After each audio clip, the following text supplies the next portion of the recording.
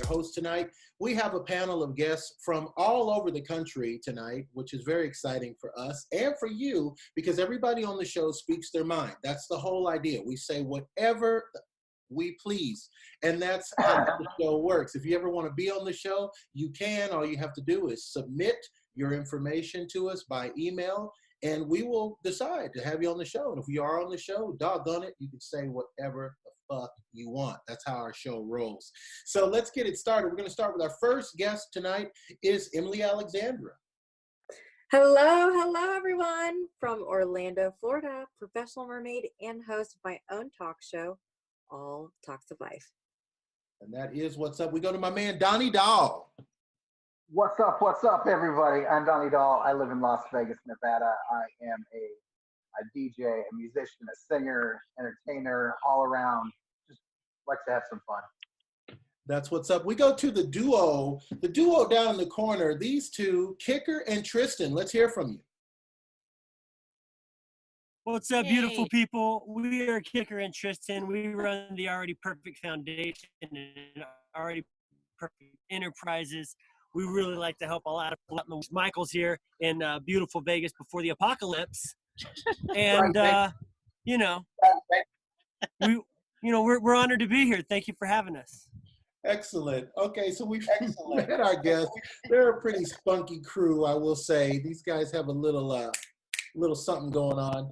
So we're going to go ahead and jump into our first question, which is kind of an emotional question. Let's cut. Kicker and Tristan, yeah, thank you. Mute. Yeah, and Donnie's not muted either. Donnie's okay. It's okay. I think because they're outside, we're getting some feedback. So I'm going to go in. We'll just cut from there. No big deal. That's great. The intros were fabulous. Okay, so we go to our first question. All right, so we met our panel. Everybody looks great. Our guests are fabulous. Kind of a sexy looking group of guests tonight, I will say. You know what I'm saying? I mean, not my style, but they like nice looking people. Anyway, we're going to go to our first question. No, everybody does look fabulous. Our first question tonight is kind of an emotional one, okay? So think about this before you answer. Your best friend is an emotional wreck, and these are trying times, troubling circumstances, and you're the only person they can trust right now. What would you say to talk someone down from a suicide attempt? Go to Donnie. Oh, I'm going to start. Okay. This is heavy. This is heavy for me too. Been there, done that. I guess for me personally, I would be more of somebody being there, just being there for that person, and not there to try to fix it, and just sitting there and being there for that person, because I feel like that's going to be more of an impact than anything else can be. And all right, I agree. Let's go to Tristan and Kicker. You got a thought on this? Yeah, it's actually a subject that we do know a lot about, especially, like I mentioned, we run this Already Perfect Foundation, which is tuned to depressive disorders, post-traumatic stress disorder, onset, childhood traumas, and suicide prevention. And I've personally been able to be honored to be in the position to literally talk people down from the bullet. And the number one thing that I always mention first is value.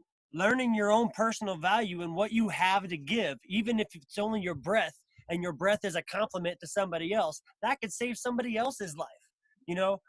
I like to show people the very simple things in life that you can gratify with and appreciate, so that you never have those thoughts that, sure, actually those thoughts will still come, but you know how to battle those thoughts better. When those dark seasons come, you could see it like, I ain't trying to rush out here and tape trees, tape leaves back on the tree because I'm sad that the leaf died. No, you got to know when seasons are. And if those seasons come, those dark times come, you can know how to have your own personal value even through those seasons.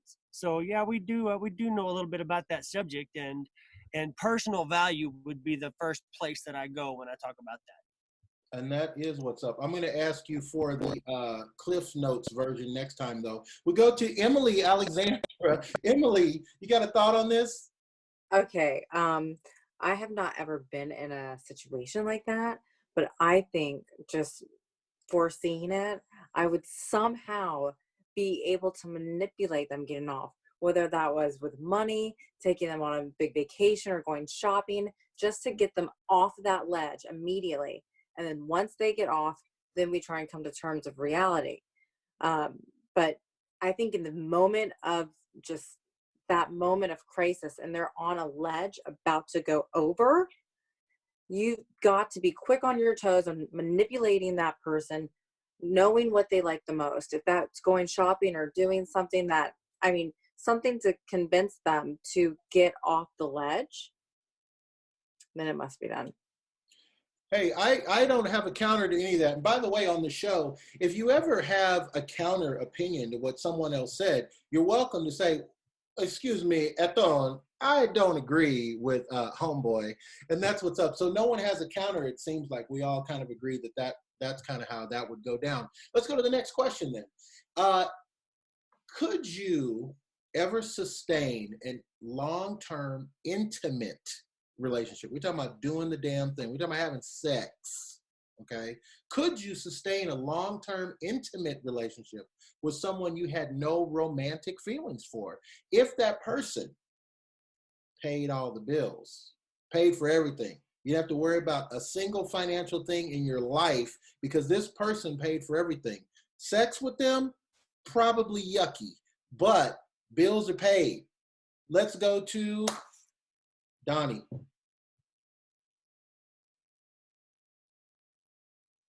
Do I look like the person who needs a sugar mama? I don't know. Tell the truth, shame the devil. I don't think I could do it. Like, number one, I like to work too much. I like to get out and do my own thing way too much. And I don't think that would be the life for me. Not at all. No. Not at all. Not at all. For $100 jillion, bajillion, trillion, Donnie. New DJ equipment, speakers, turntables, lights, microphone, cable. I had all that stuff. I stole all that stuff to move out here. That's how bad I wanted to live in Las Vegas. So, come on now. I don't need that. Okay, none of that for you. Let's go to Kicker and Tristan. Same question. Could you sustain? Now, the two of you, you're in a relationship, right? Yeah. Yes, we are. I believe we are. Yes, sir. I believe we are. Are you unsure of this? I said I believe. There was no doubt in it. The answer to that question for me is absolutely not. I couldn't do it. I couldn't. You're not currently doing it? You're not currently doing it? No, I'm not. No, absolutely not. No, I actually enjoy having sex with him. So that would mean it was yucky, and it's not. Don't turn it into that. We can't unsee that now. We can't unsee that. Bro, we go to Emily Alexandra in Florida. Emily Alexandra says. So this is the big one for me, because when I was in my teens, 18, 19, 20, 21, in my early years of college, I did have relationships like this that did support me through school and my ventures, and even investing in startup companies that today I'm living off of. So I'm very proud of that. And I think that's absolutely an okay thing if young people want to do that, whether you're male or female. There are sugar mamas out there too, okay? But I'm all for it. So would you sugar mama again? Would you sugar baby again? Like at this point, because you said you did it. Would you do it again now? Like, would you, hey, $100 billion and DJ equipment? For the right amount of money, yes. Yep, I sure would. Yeah. But it has to be a lot of money now. Lots of money now. Yeah, the financial thing. I'm good. I have a stable foundation, and I make my own money, and I'm very happy. But if another situation came around that was like presenting me with a private plane and a massive mansion, absolutely I would.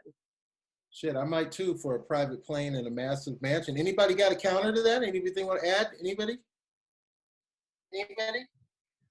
I got something to say. You always do. They have to pay. They have to pay length times girth. True. True. You know what? Yeah, I think that's fair. I agree. I agree. Okay. So here's something. I know we're not talking pandemic on here, but if this quarantine lasts much longer, I need a damn pool I can go swim at. So I'm about to take anything I can get right now. So. Myself, I would probably sell my ass for a can of Mandarin orange slices, to be real honest. That's how serious it is. That's how serious it is. Very nice. Where'd they go? That's a thought I don't want to see either, Ace. Thank you. That's the You thing. know, Well, you have one. between You put us in. Hey, his pool theory and your orange theory, I just pictured a pool You know of what? oranges. you You guys started get with freaky the in it, y'all. visuals. You put Doing visuals. some Mandarin Kumasatra, Kama Sutra stuff. Moving Just had a forward, whole shall we? cartoon play in my head. Moving forward, let's say the ideal of time travel. We're going to talk about time travel for just a second. Imagine that it's possible that you can go anywhere in time. You can travel through time anywhere. And where would you like to go? Forward or backward? And what would you change? Who would you take with you? And what would you bring back? I'm going to go to Emily. Okay, so that's a really good one. You know, because we've already, as humans, we've already been in the past, right? Because we've lived this as humans. So I feel like I would go into the future, way in the future, maybe like the year 1000, 100,000. You know how we're in like 2020? So I would probably go to like year 100,000, where we can literally disappear and read minds and fly around the cosmos. Like, things would be so different. So I would just be fascinated to go to the future and then somehow bring a technology back, patent it, and then just rule the world. And there you have it. We're going to go to Donnie. Donnie, time to That was travel. like mind blowing. That was pretty Travel. fun. Where would you go, brother? Well, I would probably.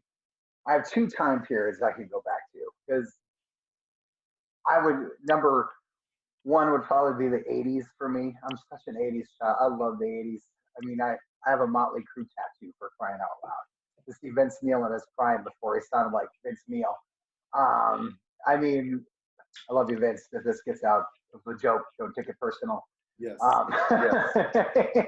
But go back to the 80s to see some the vintage rock bands, hair bands that I loved from back in that era, you know, and maybe go back to the early 70s to party with Freddie Mercury as well. Nice. I ain't mad at that. Hey, let's go to Tristan and Kicker. Or is it Tristan and Kicker or Kicker and Tristan? How do you like to be addressed? We can go with Kicker and Kicker and Tristan. And just on what you just said, I kind of wanted to touch on that because you said going back to the 80s, and for some reason I pictured you going back to the 80s to go to the movie theater to watch Back to the Future, and it blew my freaking mind. That would be crazy, right? That would be crazy. Like, the only reason I went back to that time was so that I could go back to watch Back to the Future, and so I could go back to the future saying I watched Back to the Future in the past. Good one. I might want to go to myself to see Johnny Depp in Freddy Krueger's Nightmare on Elm Street, just to tell him, dude, this is a terrible career choice, and you're going to make a lot more after this one. Please stop. You had a good thing going with the whole 21 Jump Street thing. You got that going. 21 Jump Street thing. You got that going. Keep it going. That's me, though. Well, I think on the place that I would go in history, I would, in time, I guess I should say, is I would go all the way back to the origins of everything, back to the single dot that exploded into existence and is still expanding today, and kind of bring back with me the knowledge of what happened so that it would be less of a confusion on a lot of people are confused on what science says, and then they mix in all these different crazy arguments. And it'd be nice to be like, look, I got to go there, I got to check it out, here's my proof, you guys can relax, everybody can get along, whole universe is about relationship. That's where it starts and that's where it ends. I'm flabbergasted by that answer. Actually, anybody else flabbergasted? I'm like, whoa, that was deep, bro. I like that. I like that. We're moving on. If no one stops me, we're moving on. Let's talk about sex, baby. Let's talk about you and me. Everybody down to talk about sex? We're ready to talk about sex. Here's a question about sex. What is it about filthy sex that makes you feel good? And what is it about good sex that makes you feel filthy? I go to the couple in the corner, Tristan and Kicker. I know you guys got an opinion on sex. We don't talk about sex. Yeah, there's not much talking going on. No, there's not much. It's rude to talk with your mouth full. You know,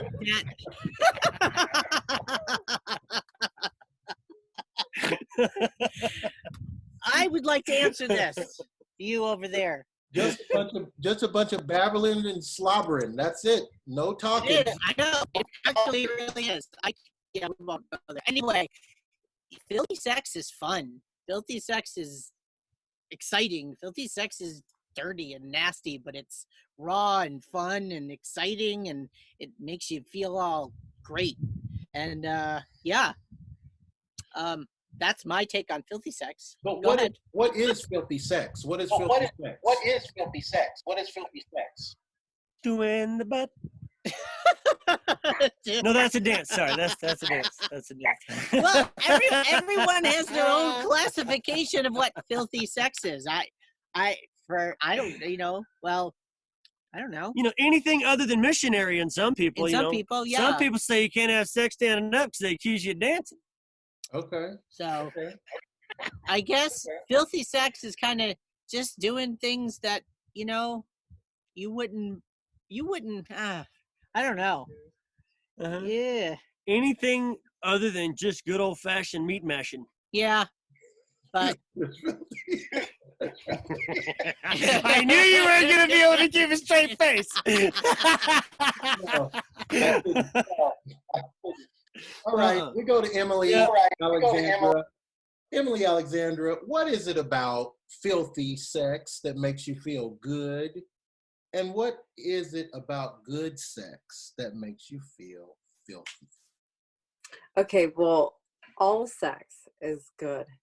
And good is filthy, filthy is good. I think when a couple and you're about to do it, if you want to role play, it just makes it more creative, and it allows you to, step out of your boundaries and have a little bit of risky behavior. I think it's very intriguing, and it allows the sex drive to become more expanded, and it's fun to role play. I think that is vital. The relationship that I am, we love to role play and be naughty, which makes our relationship in real life even closer. So I think it's great. I like it. Yeah, I think anyone should at least try it. It may not be for everyone. Should at least try it. It may not be for everyone. No, I'm in a full agreement with you there, Emily. Keep going. I'm almost there. We go for a more civilized opinion. We go to Donnie. Donnie, let's hear what you have to say. I see you making faces in the corner. Donnie, what do you have to say about all this madness? Well, all I'm going to ask is how many people are involved and how many cameras do you have? And that's it. That's all I got to say. That's it. So we didn't really answer that question. What is it about filthy sex that makes you feel good? About filthy sex. For example, if you've ever launched off into the wrong section of the internet where I'm in some territory that's not for me. What is it about that? How do you know that that's not for you? Somehow you know. Somehow as soon as you see it, you go, "Ooh, no, not for me." So what is it about? Why do I feel that way when I go to Boulder City? What's Boulder City? I don't know about Boulder City. What happens in Boulder City? Is that the business? That's off. Is that off camera? You gonna hook me up? Yeah. No, it's just. I guess it's more of the getting caught, maybe doing it in public, something like that, getting caught in a dressing room, stuff like that. It's like That makes it filthy. That's Yep. when you know you've crossed the line because you're doing something that you're not supposed to do. If you get caught, you're going to be Yep. embarrassed or ashamed. Interesting. I've been having a bunch of experiences with trannies. When I was out on the strip, Donnie, promoting clubs, I used to always run into two types of people that wanted to have sex with me. Well, three. There was gay men that would come up, and they were always very aggressive, and so you knew they were gay because they were coming aggressive. And then I was getting always the two chick combo lesbians or bi women and trannies. Like trannies were just loving me when I was out on the strip, and I didn't know what it was about me or what I was doing, but I wasn't interested in having sex. What a with a beautiful tranny. chocolate But man! why trannies? Like what made a transsexual say, you know what? He's the one, the bald head one. Let's go get him. I don't know. But to me, that was too filthy. I couldn't even entertain the thought of it because to me, it was like, nah, that's too nasty. I'm not doing that ever. Right? So what is it about? I don't believe in doing anything having to do with human waste. Yeah, I think Human what? that's a lot. What? Waste.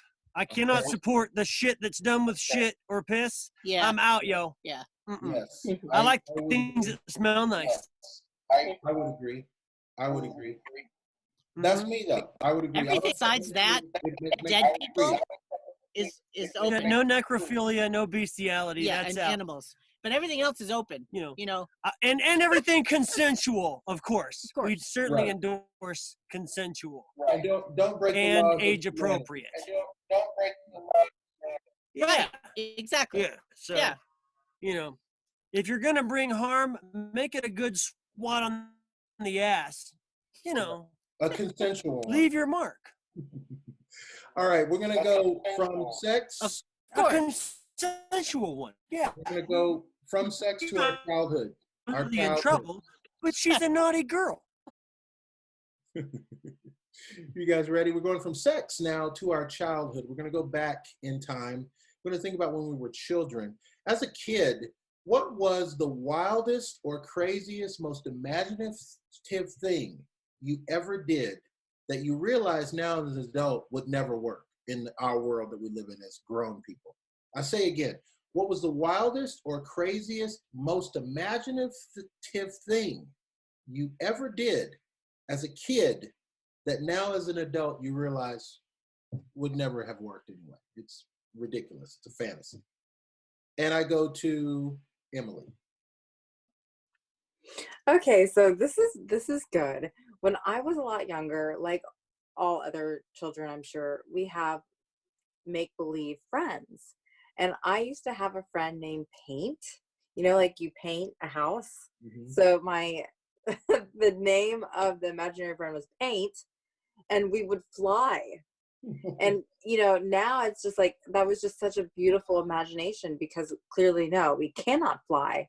But I would imagine I'd fly all over the universe and look over and look, you know, so Well, now, Emily, you became a mermaid for a profession. Did you want to be a mermaid as a kid?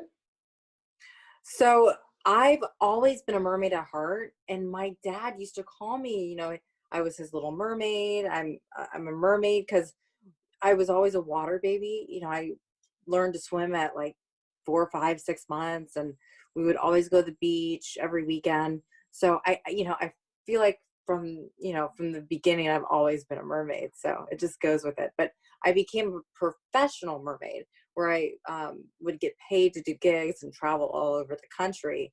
I was about 22. Wow. And we go to Donnie. Donnie, same question. What was the wildest or craziest, most imaginative thing you did as a kid that you realized now would never work as an adult? Let's see here. I wanted to be He-Man. I wanted to be He-Man. I ran around with a sword through my underwear when I was a little kid, and I told myself I was going to be He-Man, and my little cat was going to be Battle Cat. So that's cool. I think that's cute on you, Donnie. I could see that. Let's go to our power couple. There's pictures somewhere. There's pictures somewhere. Let's go to our power couple.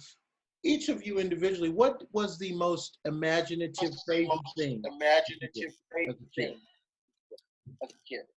Well, I don't know how imaginative it is. I guess, boredom creates imagination. So one of the things we did, we lived next door to like this gravel place. And they had this, 2-story awning over an area where they had this lava rock. And the slope that goes down this lava rock, this big pile of lava rock, which of this roof.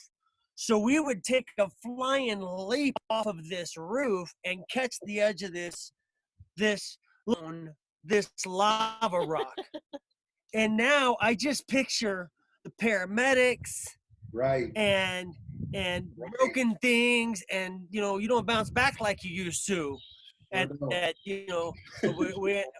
I'll say for myself, I'm in my 40s. I ain't speaking for nobody else. Yeah. But it was fun, crazy, imaginative, and I can't say I wouldn't do it today, but I would. It would definitely be against medical advice. Yeah, that's definitely a free ride to some building for sure in a car or ambulance. Absolutely.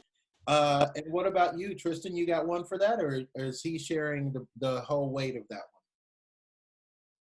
I had a thing with Clash of the Titans back in the day, so I was wanting and desiring to be Princess Andromeda. In fact, I changed my name when I was a kid to Princess Andromeda, and I'm not that today. Of course, I could always have him. I could role play as Princess Andromeda if I want to. Call back, love it. Call back. That's comedy, folks. Call back. I need to put that on the Call back. Love that. Happening next week. I have one. I don't get to share very, very frequently, but you guys know from last week, as I already told you. I'm going to shorten the story. There was a bully in my school that told me he was going to beat my ass, and I was terrified. Terrified. I needed help, much bigger help than I could get on my own. So I thought, well, he won't beat me up if he thinks I'm a superhero. So what I did was I made a costume with the clothing that I had. I got my friend Kevin to help me coordinate. Kevin was like going to be my Alfred, like my sidekick. He would be the only one who would know my secret identity. He would be the only one that would know who I was when I wasn't in my costume. And I had this whole thing worked out where I was going to jump out into the schoolyard in my costume. None of the kids would know me, of course. They wouldn't even figure it was me. And I would be my own person to stand up for me getting my ass kicked by this bully. So that was it. And I was going to be Super Gerald, Super G. That was going to be me. And what got me out of it, obviously it didn't work, but what got me out of it as I look back on it was realizing how much time it would take to stuff your costume underneath your regular clothes. and like, are you serious? Like, I'm going to have to make a mask, and how am I going to see out of a mask? I'm going to breathe through a mask, and like, I'm not doing all that. That's too much work, So that was I gotta imagine, bro, that if that guy did beat your ass, you'd at least have more cushion. Exactly.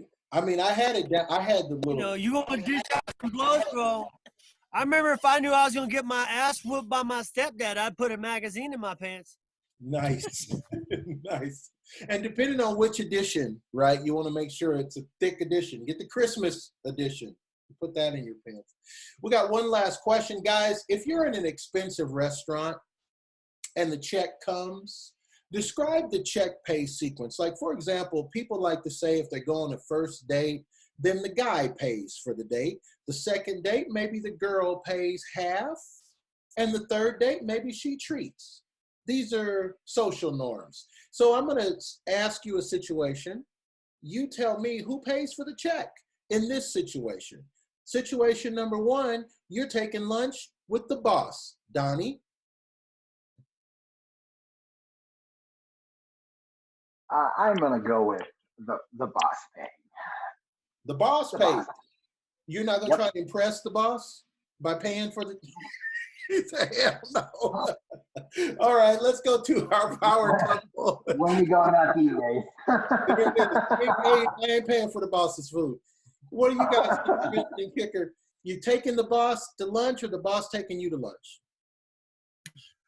I believe in the poem, the power play is to always pay. Always. It looks good on you if you Nice reach one. for it. Even if Nice they one. insist, you know, it looks good on you to I reach agree. for it first. And then if they bless you with it, then you're honored by it. But you know that you were always ready to step up and be like, you know what? I got you. I fed you today. I agree. Okay, I'm mad. Let's go to Emily. Emily, you got a thought on that? Yeah, I think if you should always be prepared to pay, and assume that you're paying, and then once they go and they insist, then you back down, but plan on paying. What if they only insist like a little bit? You still gonna pay? Well, it's a fine line. I mean, if they really insist, I would let them pay, but I Nice. would plan on paying myself. Nice. And we're going to start with Donnie. We're going to switch it a little bit. Let's say now you're not taking out the boss, but you're taking out a business client. This is a business client. You want his business. You want to get the account. Are you going to pay for the meal? Or are you going to stand strong and say, well, look, this just shows how much business you guys already have. You obviously can treat me. Which way? I would, if it was a business client, I would pay, definitely. You're going to Do pay for something like I'm trying. Yeah, if I'm doing a sale or something like that, I definitely would pay for that because I want to take care of them because they're going to take care of me for a long time coming in a sales world, in a sales aspect. And I like the thing that you had said when we were talking before, and you said something like, if there's nothing on the menu, what did you say? There's nothing's written on the menu, then you don't pay. You remember that? If there's nothing written on that menu, you better put your wallet away. I'm sorry, say again, Donnie. You said if there's nothing on the menu, you tell it. You tell it your way. If there's nothing, if you go to that restaurant and you like sit down with your boss, your clients, or whatever, and you open up that menu and there's no prices written on that thing, you better not want to pay for that bill. That bill Don't offer it then. Emily, what are you going to say? You going to take your business client out? You're going to let your business client take you out? I always take, when I take a business client, I pay. So you Because it makes you as your company, a brand, look good, like you're successful. Even if you have to fake it, always pay.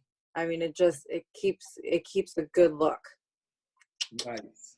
And I lost track of my circle. Did I ask you guys already this question? Okay, good. No, Then I no. didn't lose track. No. Business client. client, Okay. we take the business client out. Absolutely. And we don't just pay, man. We offer an experience. Yes. Oh, Like, nice. We're going to remember this meal. Nice. We're going to I'd like talk to about be your business something client. molecularly similar. Open forum. What about the pastor, Donnie? You're going to take the pastor out.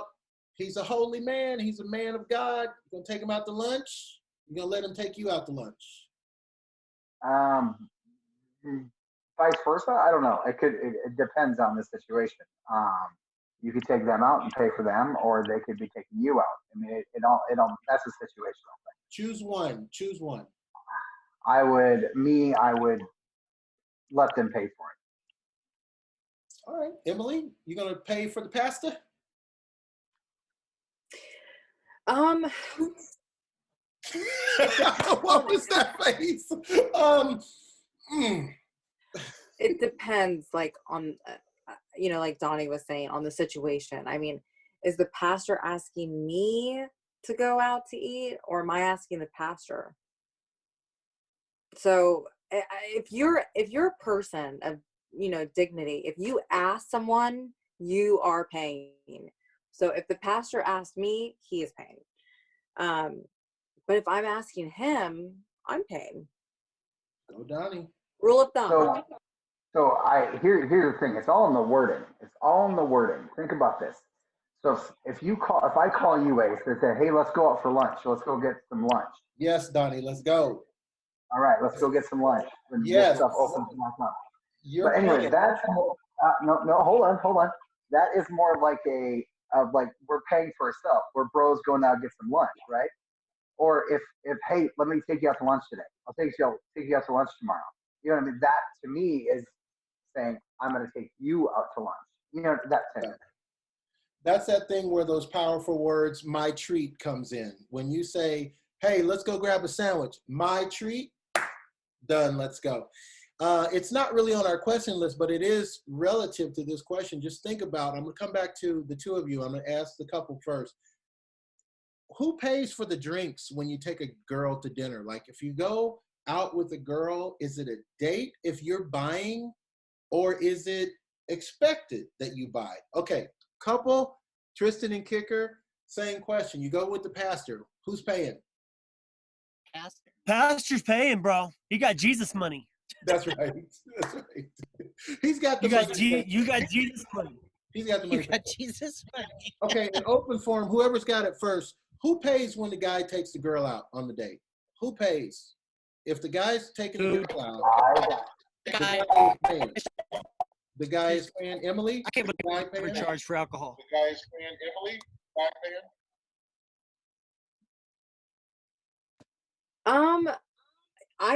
I say the guy, just because in society that's just how we place it, and it's always been like that.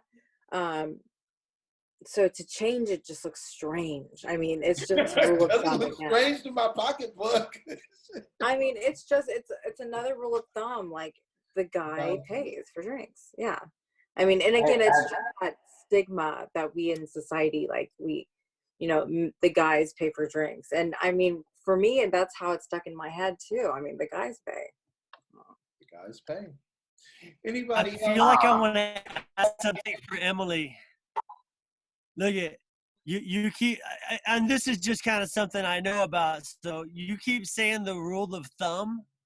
I don't know if you know what that means, but it actually means that you ain't allowed to beat your wife with a stick that's thicker than the girth of your thumb. That's what a rule of thumb is. I have no idea. You know, that's what you're saying when you say rule of thumb. So when I hear a girl say it, I'm like, I bet she don't know. She definitely don't. Wow. But I'm sure you ain't trying to endorse that, because I don't endorse that either. And unless she's into wit. You gotta ask her. I'm not into that. And our show has just became edutainment. Edutainment.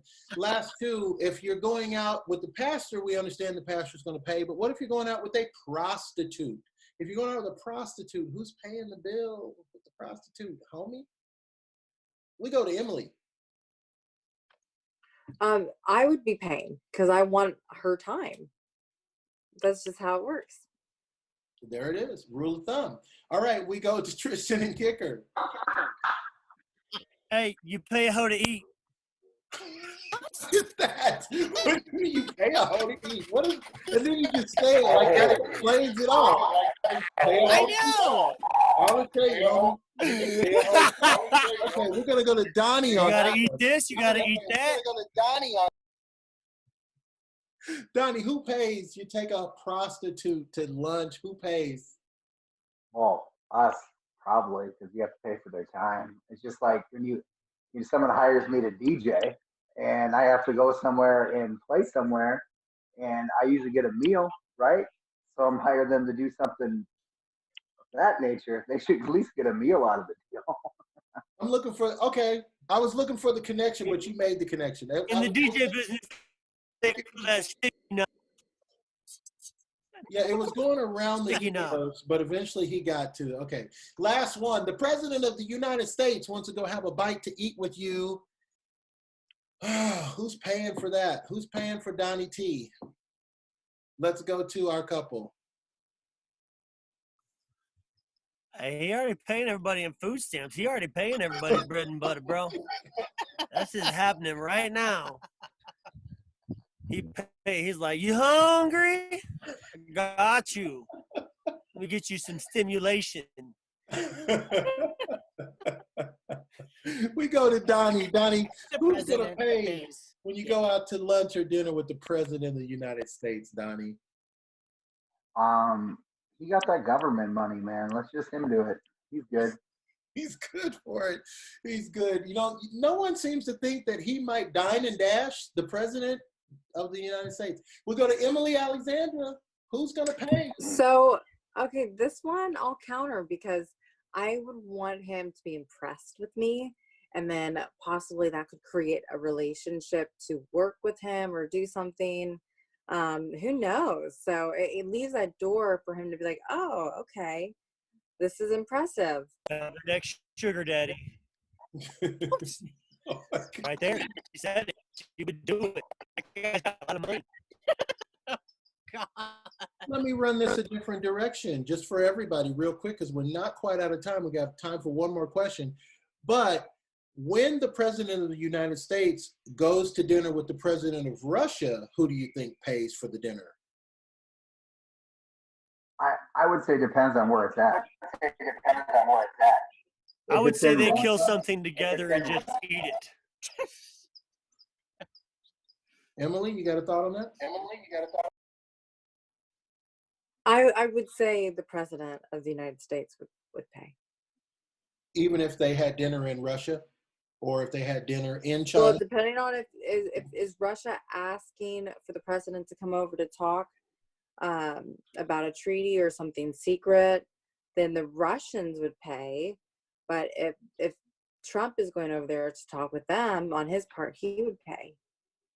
You guys realize tomorrow on my show, I've got to interview some Trump supporters who are going to be Republicans, and they're going to see the show tonight, and they're going to go, you know who pays? Don't take our guns. That's who pays. Don't take our guns. Anyway, that's me acting. I was going to say, what if they just measure each other's missiles and that decides who pays?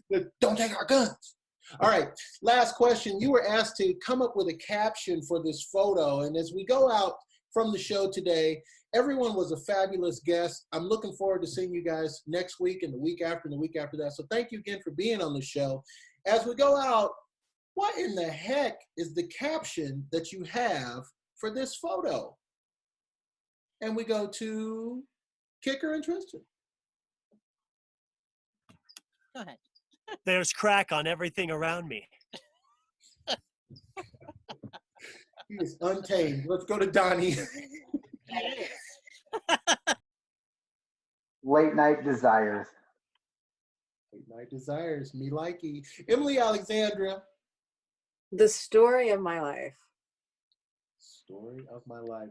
Hey, speaking of the story of my life, guys, it has been the Sunday night edition. I love all the guests. You guys are so much fun to party with and hang out with.